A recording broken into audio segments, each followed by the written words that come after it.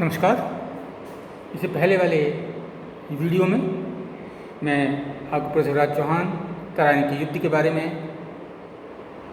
पृथ्वीराज चौहान का क्या हुआ इसके बारे में, युद्ध के परिणाम के बारे में आपको बता चुका हूँ। अब हम इस युद्ध में हार के कारणों का विश्लेषण करेंगे। तराइन के पहले युद्ध में बहुत आसानी से मोहम्मद गौरी को पराजित करने वाला पृथ्वीराज चौहान, या फिर कहना चाहिए कि तराइन के पहले युद्ध में जिन भारतीय शक्तियों ने बहुत आसानी से मोहम्मद गौरी को युद्ध मैदान से भगा दिया था, एक वर्ष बाद ही वो भारतीय शक्तियाँ आखिर मोहम्मद गौरी से पराजित क्यों हो गईं, हमें उनके कारणों का विश्लेषण अवश्य करना होगा। और जब हम इस तराइन के दूसरे युद्ध में भारतीयों की हार के कारणों का विश्लेषण करते हैं तो सबसे पहला हमें लगता है कि इस युद्ध की पराजय का पहला महत्वपूर्ण कारण था कि भारतीयों ने मोहम्मद गौरी की शक्ति का सही आंकलन नहीं किया था। 1191 में पराजित करने के बाद भारतीयों ने ये नहीं सोचा कि आक्रमणकारी अभी जिंदा है और वो पुनः भारत के ऊपर आक्रमण कर सकता है, वो दोबारा अपनी तैयारियों को कर सकता है। इस बात की कल्पना भारतीयों ने नहीं की थी। भारतीयों ने मात्र मोहम्मद गौरी को लुटेरा समझा था।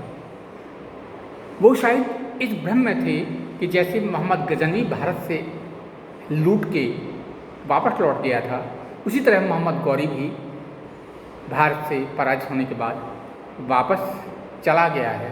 परंतु मोहम्मद गौरी का उद्देश्य लूटमार के साथ साथ भारत में अपना राज्य स्थापित करने का भी था, और इस तथ्य से भारतीय परिचित नहीं हो सके। उन्होंने शायद ये नहीं सोचा जो कि आक्रांता है, वो आक्रांता आखिर में दोबारा भी उनके ऊपर आक्रमण कर सकता है। तो मोहम्मद गौरी की जो भारतीय राज्यों के ऊपर जो निगाहें थीं, जो दृष्टि थी, उस दृष्टि को भारतीय नहीं पहचान सके और वो तराइन के दूसरे युद्ध में मात खा गए। दूसरा महत्वपूर्ण कारण ये तराइन के मैदान में हमारी हार का था। एक सुव्यवस्थित और एक अव्यवस्थित सेना के बीच युद्ध था। दोबारा सुन लीजिए, एक सुव्यवस्थित और एक अव्यवस्थित सेना के बीच का ये युद्ध था। मैं सुव्यवस्थित सेना की उपमा मोहम्मद गौरी की सेना को दूंगा और अव्यवस्थित सेना की उपमा मैं पृथ्वीराज चौहान की सेना को दूंगा। निश्चित रूप से, तकनीकी रूप से मोहम्मद गौरी की सेना भारतीय सेना के मुकाबले में अधिक सुव्यवस्थित थी। उसकी सेना के 3 मंत्र थे, यानी कि मोहम्मद गौरी की सेना के 3 मंत्र थे। ये पहला मंत्र था कि किसी भी स्थिति में अनुशासन में रह के युद्ध करना है। युद्ध में जय पराजय सेना के अनुशासन के ऊपर डिपेंड करती है, सेना के अनुशासन के ऊपर निर्भर करती है। और मोहम्मद गौरी ने अपनी सेना को ट्रेनिंग देते समय इस बात का ध्यान रखा था कि उसकी सेना अनुशासन में रहे और अनुशासन में रहकर ही वो युद्ध में भाग ले। दूसरी उसकी सेना की खास बात थी कि युद्ध में उसने तकनीकी का बेहतर प्रयोग किया था। किसी भी युद्ध में हार और जीत तकनीकी के ऊपर भी निर्भर करती है। भारतीय सैन्य परंपराओं के मुकाबले में तुर्की सैन्य परंपराएं, तुर्की सैन्य तकनीकी बहुत बेहतर थीं। मोहम्मद गौरी ने उच्च कोटि की तकनीकी का प्रयोग किया था और उसी तकनीकी के आधार पर उसने ये युद्ध जीता था। तीसरा उसके सैनिकों का जो लक्ष्य था, वो अगर अनुशासन में रहते हुए लड़ते हैं, तकनीकी का प्रयोग करते हैं, साथ साथ में इसके बाद भी अगर विजय प्राप्त नहीं होती है तो युद्ध में उनको शहीद होना है, युद्ध में उनको मरना है। यानी कि उनके सामने सिर्फ 3 लक्ष्य थे।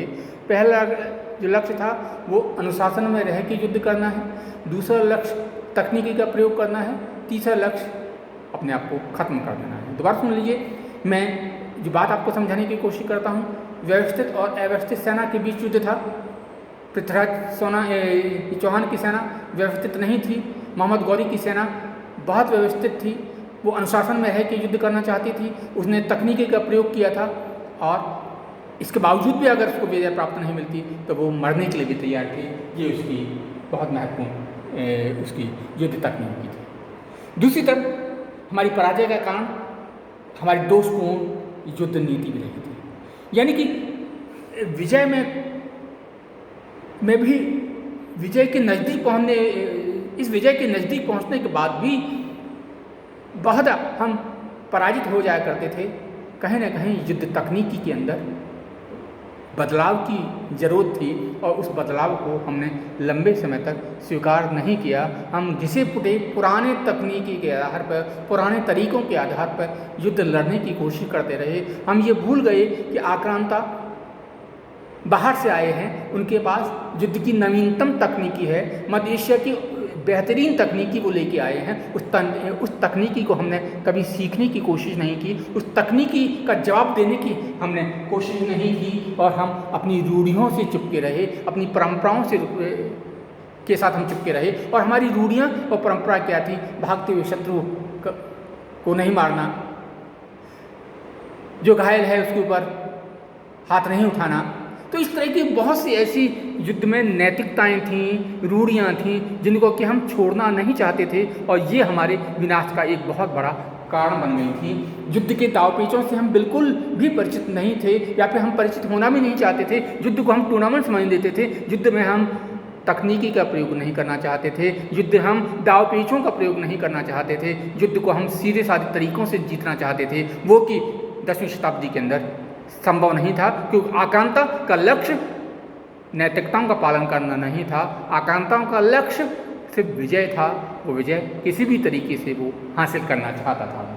इसके बाद हमारे यहाँ जो माफ़ करने की नीति थी, क्षमादान की जो नीति थी, ये विनाशकारी थी। हम जीतने के बाद भी कई बार हार जाते थे, हम शत्रु को छोड़ देते थे, हम शत्रु को रिहा कर देते थे। ऐसे कई मौके आए थे जब हमने शत्रु को पराजित किया, उसको गिरफ्तार किया, तो उसके बावजूद भी हमने उसको छोड़ दिया। ये हमारी भूल थी। शत्रु इस पराजय को नहीं भूलता था, वो जब भी शक्तिशाली बनता था पुनः आक्रमण करता था और दूसरी बार अपनी पराजय का वो बदला जरूर ले लेता था।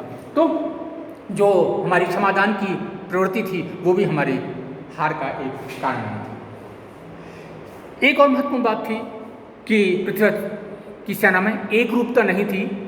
करीबन 150 सामंत या राय पृथ्वीराज की सेना में उसके साथ आके लड़े थे, परंतु इन सामंतों की अपनी अपनी सेनाएं थीं और ये सेनाएं अपने सामंत के नेतृत्व में ही युद्ध करना चाहती थी। वो उन सेना के अंदर किसी भी तरह की एकरूपता नहीं थी। वो शायद नहीं जानते थे कि उनको पृथ्वीराज चौहान के नेतृत्व में युद्ध करना है। वो शायद यह जानते थे कि उनको अपने सामंत के लिए लड़ना है, सामंत की युद्ध शैली से लड़ना है। और ये जो अलग अलग सामंतों में विभाजित जो पृथ्वीराज की सेना थी वो एक हार का एक बहुत बड़ा कारण बन गई थी। जो इसके विपरीत जो मोहम्मद गौरी की सेना थी वो एक नेता के रूप में लड़ रही थी। वहाँ सामंत जैसी कोई चीज़ नहीं थी। यानी कि हमारे पास वीरता थी, हमारे पास साहस था, हमारे पास लड़ने का और मरने का जज्बा भी था, परंतु हमारे पास युद्ध में नैतिकताएं हमको बहुत कुछ करने से रोकती थीं। हमारी युद्ध पद्धति ऐसी थी जो हमको जीतने नहीं दे रही थी। कुछ ऐसे बहुत से कारण और भी थे जिसके बारे में आपको आगे आने वाले वीडियो के अंदर मैं बताऊंगा कि इन कारणों के अलावा मोहम्मद गौरी भारत में क्यों जीता और भारतीय क्यों पराजित हुआ।